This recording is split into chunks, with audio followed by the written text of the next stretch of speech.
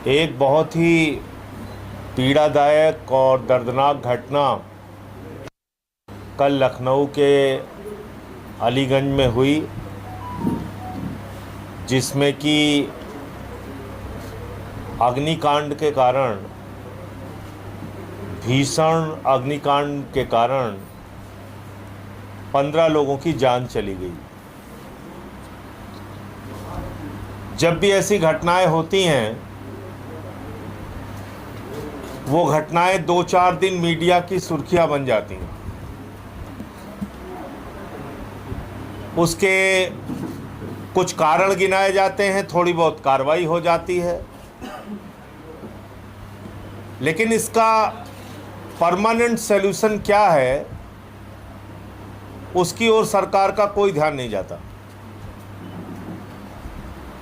आखिर ऐसी घटनाएं हो क्यों रही हैं, उसके बारे में कोई चिंता नहीं की जाती। अब ये जो घटना हुई है, इसमें पता ये चला है कि इस कंप्यूटर सेंटर की बिल्डिंग को 2016 में ध्वस्त करने का आदेश हुआ था। इस बिल्डिंग को गिराने का आदेश हुआ था। तो गिराने का आदेश क्यों हुआ था? क्या आग से बचने के इंतजाम इस बिल्डिंग में नहीं थे? गिराने का आदेश क्यों हुआ था? क्या यह बिल्डिंग पूरी तरह से जर्जर हो गई थी इसलिए गिराने का आदेश हुआ था? और अगर गिराने का आदेश हुआ था तो फिर किस कारण से उस आदेश को वापस लिया गया? 10 साल पहले जिस बिल्डिंग को गिराने का आदेश दिया गया, वो बिल्डिंग कैसे कंटिन्यू रही, इसके बारे में जांच होनी चाहिए। दूसरी बात, जब यह घटना हुई, आज अखबारों में खबरें निकली हुई है, लोग रो रो के, चीख चीख के, चिल्ला चिल्ला के फोन कर रहे थे दमकल विभाग को, फायर विभाग को फोन कर रहे थे, भाई आइए, जान बचाइए, दमकल वालों पहुंचिए, आग बुझाइए। कोई सुनने वाला नहीं। जब 15 लोगों की जान चली गई, उसके बाद वहां सारे लोग पहुंच रहे हैं। अभी दिल्ली के अंदर 21-22 लोगों की जान गई ऐसे ही एक भीषण अग्निकांड में। उसके बाद आपने लखनऊ में तमाशा देखा होगा, नोएडा में देखा होगा, कानपुर में देखा होगा, होटल की जांच हो रही है, ये बिल्डिंग सील हो रही है, इस पे कार्रवाई हो रही है। अरे भैया, पहले दमकल के सही समय पर पहुंचने तक का तो इंतजाम कर लीजिए। दिल्ली में भी टाइम से आग बुझाने के लिए दमकल नहीं पहुंची, फायर विभाग नहीं पहुंचा, लखनऊ में भी नहीं पहुंचा। तो गर्मी में तो ऐसी भीषण अग्निकांड की घटनाएं और भी कई होंगी।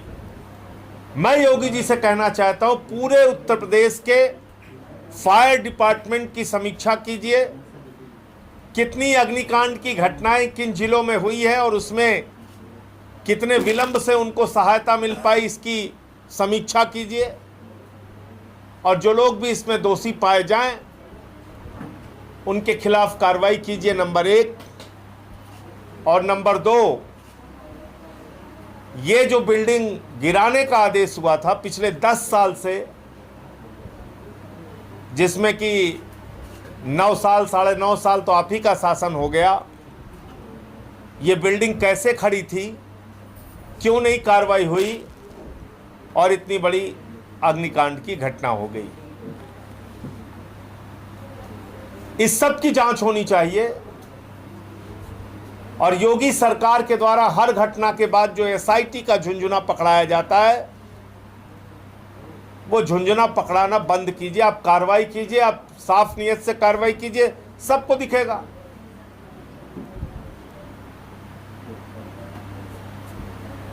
महाकुंभ में लोग मारे गए, आपने एसआईटी बना दी। क्या हुआ उस एसआईटी का? कितने लोगों को जेल भेजा आपने? किसी को कुछ पता नहीं। मंदिर में चोरी हुई, आपने एसआईटी बना दी, उस एसआईटी ने रिपोर्ट भी सौंप दी। अभी ये अग्निकांड हुआ, इसमें आपने एसआईटी बना दी। तो ये एसआईटी का झुंझुना पकड़ाना बंद कीजिए। ये एक संवेदनशील मसला है, दुखद मसला है, पीड़ादायक मसला है, हृदय विदारक मसला है। इसलिए कृपा करके इसमें कोई ठोस कार्रवाई कीजिए। नंबर एक, उत्तर प्रदेश के अग्निशमन विभाग, फायर डिपार्टमेंट के कार्यों की समीक्षा कीजिए। जहां जहां उनके पास खुद के इक्विपमेंट्स नहीं हैं, सुरक्षा के इंतजाम नहीं हैं, उनके पास उपकरण उपलब्ध नहीं है, वो उपलब्ध कराने का काम कीजिए। बजट बढ़ाइए इस विभाग का, क्योंकि बहुत सारी बेसिक सुविधाएं भी फायर डिपार्टमेंट के लोगों के पास नहीं होती हैं। दमकल होती है तो खराब होती है, पाइप नहीं होती है, तमाम तरीके की समस्याएं होती हैं। सीढ़ी होती है तो खुलती नहीं है, तमाम तरीके की समस्याएं सामने आती है। उसको ठीक से देखकर और उनकी जो ज़रूरतें हैं फायर विभाग की, पहले तो उसको पूरा कीजिए, नंबर एक। नंबर दो, इस पूरी घटना की जांच करा के इसमें जो जो लोग दोषी हैं उसमें सस्पेंशन जैसी रस्म अदायगी की कार्रवाई करने के बजाय उन लोगों को एफआईआर लिख के जेल भेजिए। नंबर तीन, मुआवजे के नाम पर दिखावा मत कीजिए, मजाक मत कीजिए। अरे प्रधानमंत्री जी अडानी को इतना रुपया बांटते हैं, अपने दोस्तों को इतना रुपया आप बांटते हैं, आपको 15 लोगों की जान गई, आप 2-2 लाख रुपए दे रहे हैं, आपको शर्म नहीं आती? योगी जी आपको शर्म नहीं आती? 5-5 लाख रुपए का आप मुआवजा दे रहे हैं, जिनका पूरा परिवार उजड़ गया, सब कुछ खत्म हो गया। तो मुआवजा के नाम पे मजाक मत कीजिए। मैं मोदी योगी की डबल इंजन सरकार से कहूंगा कि पर्याप्त मुआवजा ऐसा दिया जाए जो उन लोगों को एक राहत महसूस हो। अभी मैं घायल जो बिटिया थी लवप्रीत, उससे मिल के आया।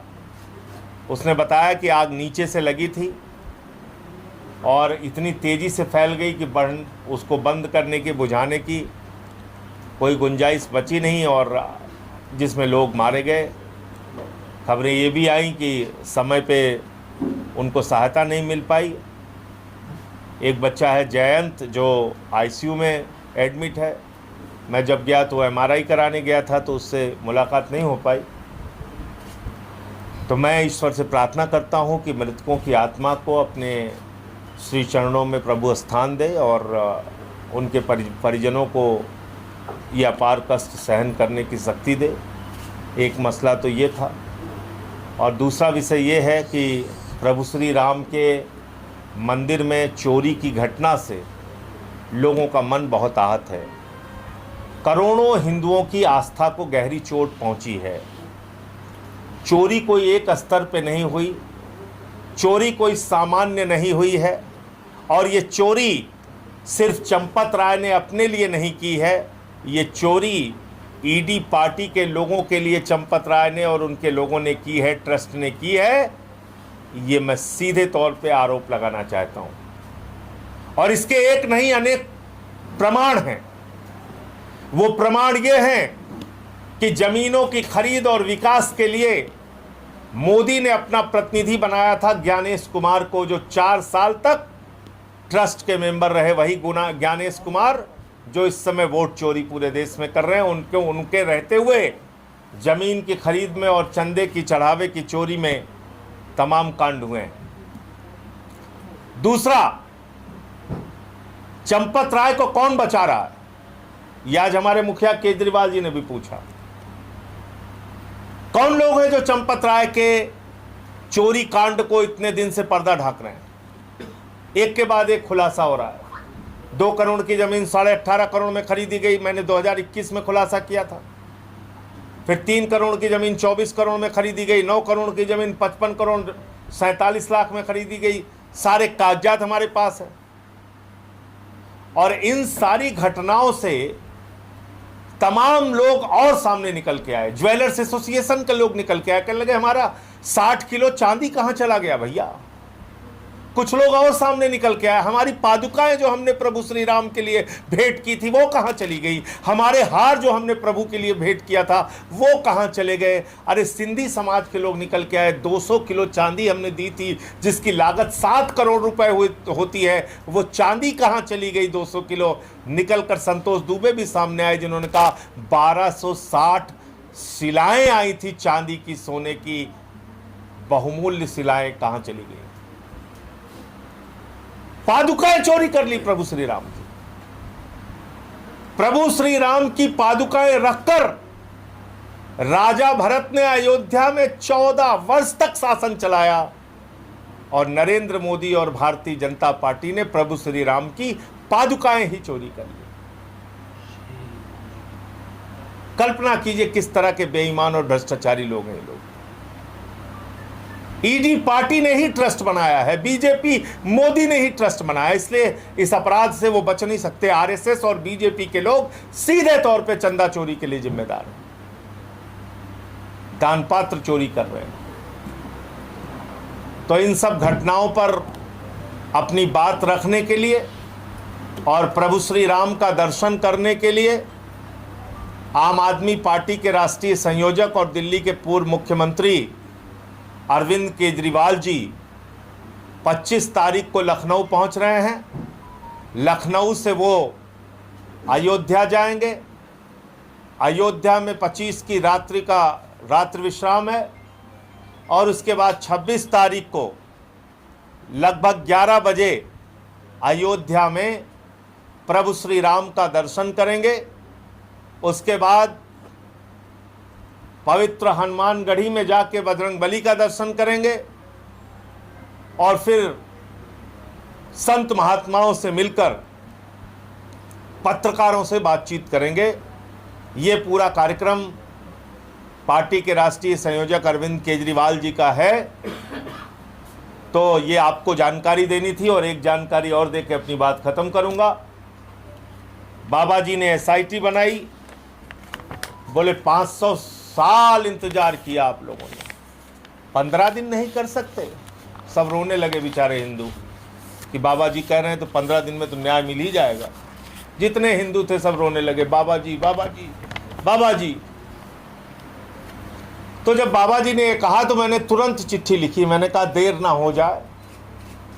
उन्होंने कहा बाहर बात मत कीजिए, जाकर एसआईटी को चिट्ठी दीजिए, समय लीजिए, साक्ष्य दीजिए और बाहर बोलना बंद कीजिए। मैंने तुरंत लिखा योगी जी चिट्ठी, आपके एसआईटी के अध्यक्ष को लिखा और मैंने कहा चिट्ठी पता नहीं पहुंचे ना पहुंचे, आप लोग कोई बहानेबाजी कर लें, कोई नंबर तो दिया नहीं था आपने। तो हमने ईमेल एड्रेस निकाला उनका एसआईटी का, तो अध्यक्ष को भी और उनके एक सदस्य को भी, किरण जी को जो आईजी लखनऊ रेंज हैं उनको, और विजय विश्व पंत जी को जो इसके एसआईटी के अध्यक्ष हैं उनको मैंने पत्र लिखा कि योगी जी ने कहा है मुझे समय दीजिए, मुझे साक्ष्य देना है सुल्तान अंसारी के साथ मिलकर जो चंपत राय ने घोटाला किया है, मुझे साक्ष्य देना है जो नजूल की जमीन खरीद कर घोटाला किया है, मुझे साक्ष्य देना है जो आलोक बंसल से जमीन खरीद के घोटाला किया है, मुझे समय दीजिए। 20 तारीख को चिट्ठी लिखी मैंने, 20 बीता, 21 बीता, 22 बीता, आज 23 हो गया। 13 करूं दिन गिन गिन के इंतजार, अभी तक कोई संदेशा नहीं आया, अभी तक कोई संदेशा नहीं आया। 13 करूं दिन गिन गिन के इंतजार, एसआईटी को नहीं आई हमारी याद। आइए एक उत्तर तो दीजिए, हमसे साक्ष्य लीजिए। चलिए आप नहीं बुला सकते, कम से कम इस मेल का रिप्लाई कर दीजिए, मैं आपको साक्ष्य बाई पोस्ट भेज दूंगा। कहां भेजूं? मैं देख रहा था संजय प्रसाद को एसआईटी ने अपनी रिपोर्ट सौंप दी है। अब संजय प्रसाद तो खुद एक्स ऑफिशियो मेंबर हैं, तो वो सारे इंटरेस्ट को पहले देखेंगे, चंपत राय का इंटरेस्ट क्या है, मोदी का इंटरेस्ट क्या है, सब देखने के बाद इसमें लीपा पोती अभियान चलाया जाएगा, जैसे सभी एसआईटी में होता है। तो ये एसआईटी न राम के लिए है न किसी काम के लिए है। एसआईटी वाले ये देखिए, एसआईटी जो है, एसआईटी के लिए योगी आदित्यनाथ जी ने कहा था एसआईटी को जाकर साक्ष्य दीजिए। योगी आदित्यनाथ जी ने कहा था बाहर बातें ना करें, 500 साल हिंदुओं ने इंतजार किया है, 15 दिन और इंतजार कर लीजिए, और जो साक्ष्य है वो जाके एसआईटी को पहुंचाइए। तो मैंने पत्र लिखा 20 जून को एसआईटी को, और इसको सिर्फ लिखा ही नहीं, बाई पोस्ट ही नहीं भेजा, बल्कि मेल भी कर दिया, तुरंत मेल भी कर दिया, ट्वीट भी कर दिया कल कि भैया हमसे साक्ष्य ले लो। हमसे कोई साक्ष्य लिया नहीं गया, न 2 करोड़ की ज़मीन 18.5 करोड़ में खरीदने वाला साक्ष्य, न 3 करोड़ की ज़मीन 24 करोड़ में खरीदने वाला साक्ष्य, न 9 करोड़ की ज़मीन 55 करोड़ 47 लाख में खरीदने वाला साक्ष्य, कोई साक्ष्य नहीं लिया गया, सब मेरे पास मौजूद है। तो ये एसआईटी किस लिए है? मैं फिर दोहरा रहा हूं, एसआईटी न राम के लिए है न किसी काम के लिए है, ये चंदा चोरों को बचाने के लिए।